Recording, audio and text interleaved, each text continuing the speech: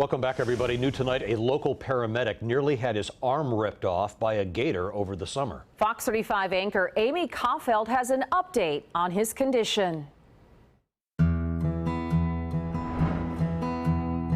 Driven over the bridge a couple of times, but first time I'm actually this close to the water. And when we met up with Tavares Fire Lieutenant Costin Kiefer, it was the first time he'd been back to Lake Jessup since his hunting nightmare last summer.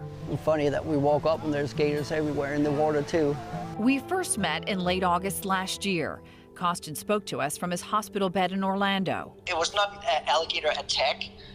It was an alligator defending itself. Costin, along with fellow paramedic Randy Matheny and Randy's dad, were out hunting gators as they'd done dozens of times before. It was just before 5 p.m. when they found a big one. What happens when you do something a lot of times is you get a little too confident in it, and you forget that it is a dangerous animal that you're dealing with. We got on him right away. Within minutes, we had harpoons in him, so he was still fresh. And he was just able to launch off the bottom and get in the boat and get a hold of me. And it was just a perfect storm of things that could go wrong. In a split second, everyone reacted. Randy's dad was actually able to grab my, my belt and just hold me in the boat, make sure I didn't get pulled in the water. And Randy was able to get a rod and put it in the gator's mouth and try to pry it open. But it didn't work.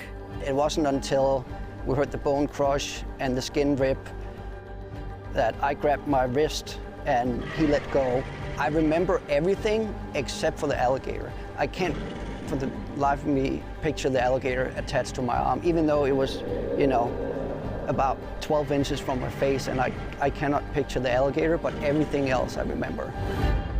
The men took off to get help and ended up in someone's backyard. Soon an ambulance arrived.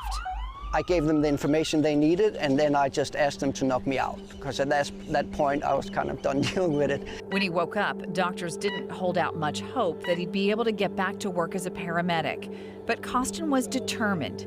He could feel his fingers, and he knew it was a good sign. So from day one, I was like, I don't think you're right, doctor. I think I can do better than what you think.